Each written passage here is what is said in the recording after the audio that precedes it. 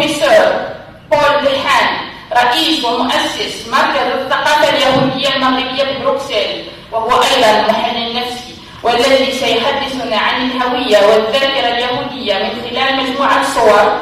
ولا يفوتنا أن نكرر له شكرنا لتلبيته دعوتنا، وهذا ليس بغريب عنه، فهو مغربي وطني لا يفوت فرصة دون أن يكرر ولاءه لوطنه وملكه ولأرضه. Notre premier intervenant est le professeur Paul Dehan, président et fondateur du Centre de la culture judéo-marocaine à Bruxelles, et qui est aussi psychanalyste, qui va nous parler de l'identité juive et mémoire vue à travers une collection.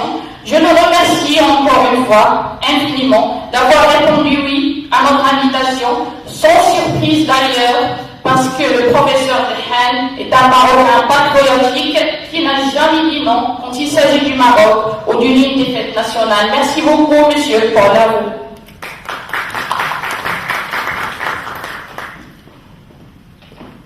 Voilà, j'aimerais parler principalement, je m'excuse d'abord de ne pas pouvoir le faire en arabe, aussi bien que mon esprit est toujours lié avec le Maroc, mon corps physiquement est en Belgique et donc je suis plus dans la langue française, mais ceci dit, je pense que si quelqu'un après pourra traduire en quelques mots ce que je vais dire, ce serait une bonne chose, parce que c'est important que ce soit compris. Voilà, moi je travaille depuis plus de 40 ans. Je suis né d'abord à Fès en 1947 avec une famille originaire du Tafilalet. Et donc le fait qu'ils soient originaires du Tafilalet, ils m'ont transmis évidemment des origines qui étaient liées à mon berbère. La petite anecdote, c'est que quand je suis retourné 30 ans plus tard à Rissani pour acheter un objet chez un antiquaire, et j'ai commencé à négocier avec lui un bracelet. À un moment, il m'a posé la question, il me dit Nenta, parce qu'il a vu que ma manière de négocier était tellement liée à 5 km régional, donc il avait repéré que j'avais dans cette négociation des origines anciennes. Bon, ça c'est un petit peu la petite histoire pour vous dire à quel point dans ma vie l'importance c'est toujours le rapport à la mémoire.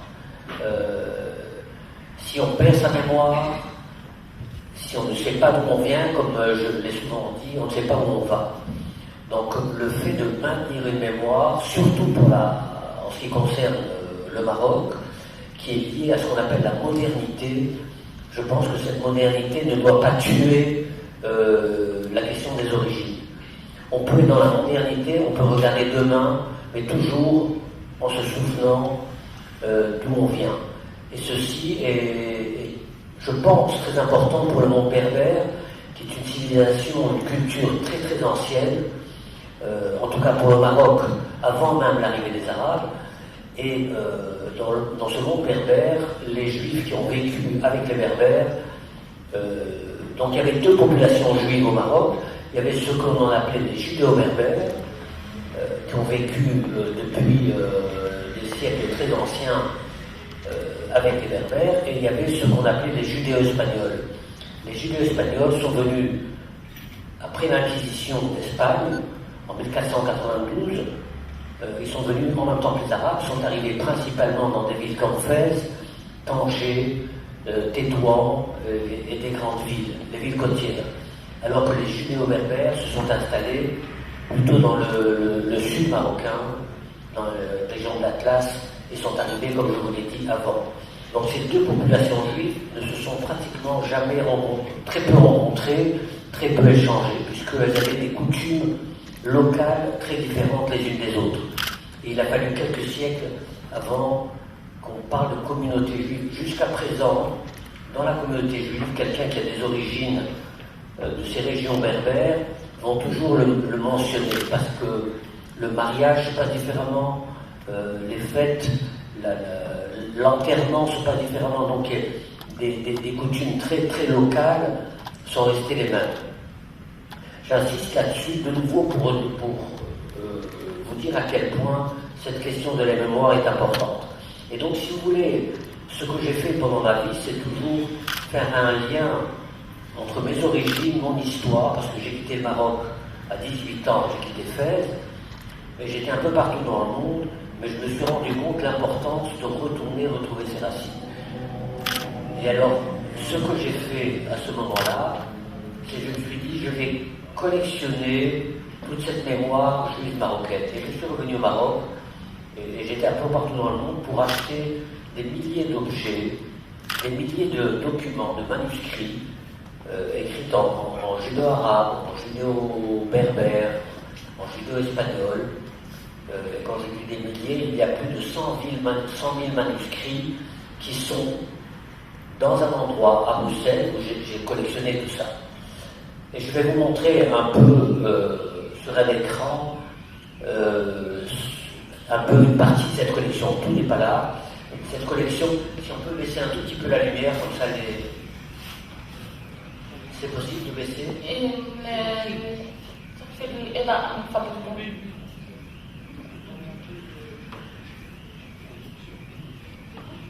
C'est bon? Voilà, donc ça c'est le site. Si vous tapez judaïsme marocain sur Google, vous allez tomber, le premier site, c'est celui-ci. Donc ce site est divisé en 3 parties. Vous avez la partie collection. Collection, il y a à peu près 3000 objets.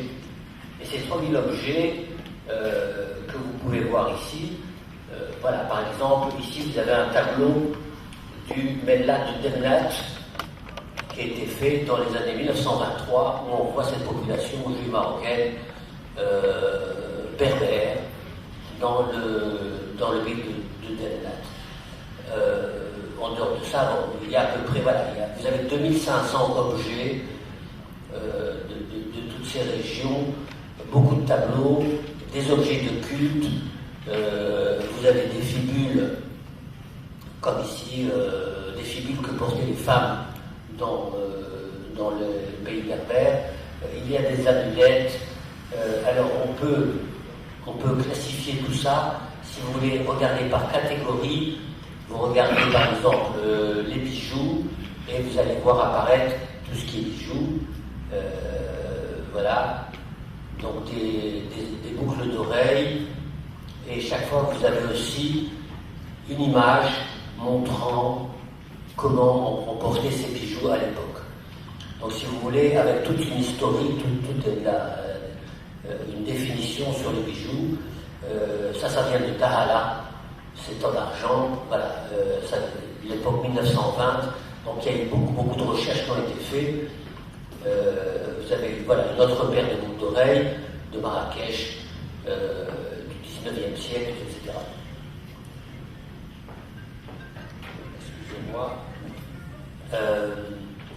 Alors là, on est dans les bijoux. Voilà, vous avez aussi Essaouira. Vous avez une broche qui était faite par des bijoutiers juifs d'Essaouira.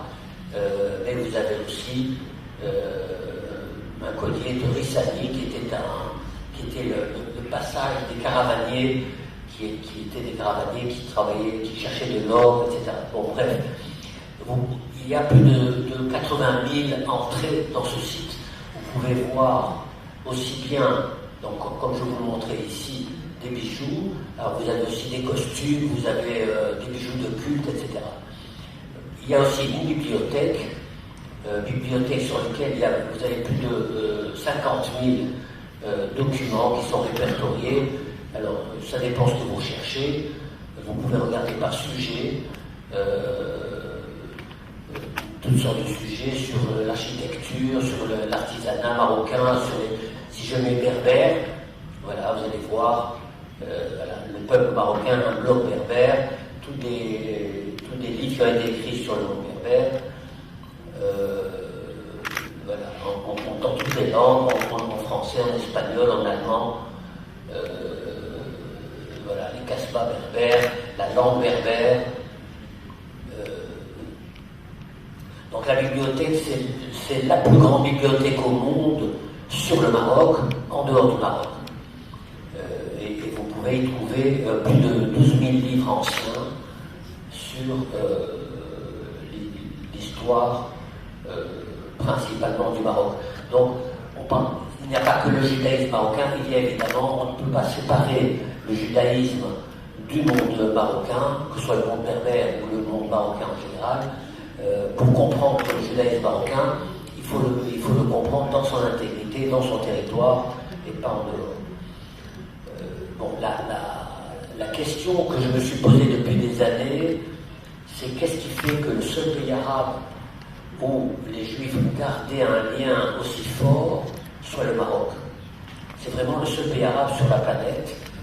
Et à cette question, suite à cette question, j'ai monté une exposition qui vient de débuter à Bruxelles, une exposition qui est sponsorisée, qui est sous le patronat de Sa Majesté le Roi, qui s'intitule « L'autre c'est moi », exemple des communautés juives et musulmanes au Maroc, où l'on tente de montrer comment les juifs et les musulmans au Maroc ont vécu dans certaines régions en symbiose et en harmonie. Et le fait qu'il y a encore des milliers, si pas des centaines de milliers d'Israéliens ou de Juifs du monde entier qui reviennent au Maroc, ça montre cette aspiration, cette attraction physique vers ce pays-là qui n'existe nulle part ailleurs.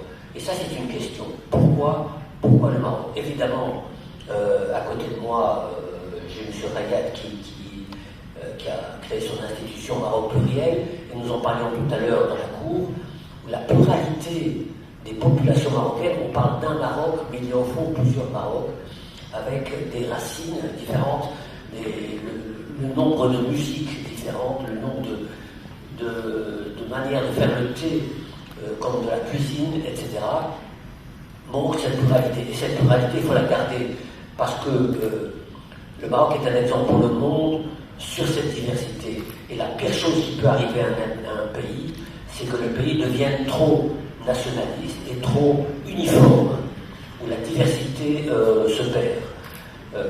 Donc ça, c'est plutôt une régression. Voilà. Donc je ne vais pas prendre la parole trop longtemps.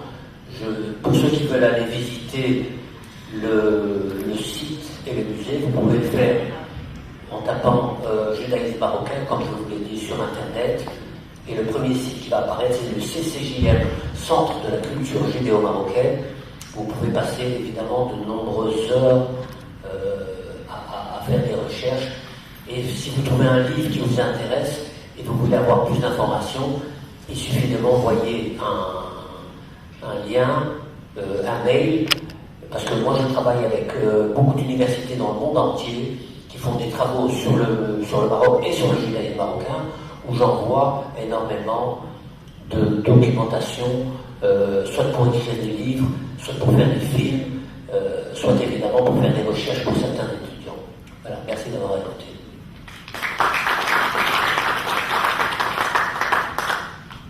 Merci beaucoup, Monsieur Paul Dehaene. Merci d'être venu. Merci pour votre intervention. On a énormément appris et on apprendra davantage en visitant votre site et en visitant bien sûr à Bruxelles. Donc, نعود للملخص الصغير. شكرا جزيلا للبروفيسور بول دحان، رئيس ومؤسس مركز الثقافة اليهودية المغربية بروكسل، الذي حدثنا عن الذاكرة اليهودية في جنوب المغرب، علاقتها بالهوية، وأيضا تحدث شيئا ما عن تاريخه وتاريخ عمله منذ 40 سنة في هذا الميدان. هو من مواليد مدينة فاس، ولكن من مدينة تافيلالت. احتفظ بأصوله الأمازيغية كيهودي جنوبي. يعمل 30 سنة على جمع المخطوطات والمجوهرات وكل شيء يتعلق بالذاكرة اليهودية خاصة بجنوب المغرب كما شاهدنا في موقعهم. يقول أن المغرب المعاصرة لا يجب أن يقتل التعددية، لا يجب أن يقتل الأصل، وهذا مهم. يقول أيضا أن اليهود بالمغرب أكثر تشبها بأصولهم من عدة دول، وذلك لأن المغرب ينعم بتعدده ويعيش مع اختلافاته، وهذا ما لا يجب أن نفقده. أيضا يقول أن اليهود المغاربة من أصل أمازيغي أقدم من اليهود المغاربة الذين جاءوا مع مجيء العرب من الإسبان، ولذلك هم يحتفظون بتقاليدهم مثل تقاليد الزواج، تقاليد الأعراس، تقاليد اللباس، تقاليد الأكل والمطبخ. وأيضا يقول أنه كيهودي مغربي منجذب لأصوله حاول أن يعود للمغرب، واستطاع أن يجمع 100,000 مخطوط بالعربية والعبرية عن تاريخ اليهود بالمغرب خاصة الجنوب. ويقول أنه يجب أن نحتفظ على تعدديتنا واختلافنا، ويدعو كل باحث أو كل طالب في الجامعة أو كل من يرغب في المزيد من المعلومات لمراسلات المركز من خلال موقعه. شكرا مرة ثانية. Merci beaucoup encore une fois, professeur Paul Dehaene.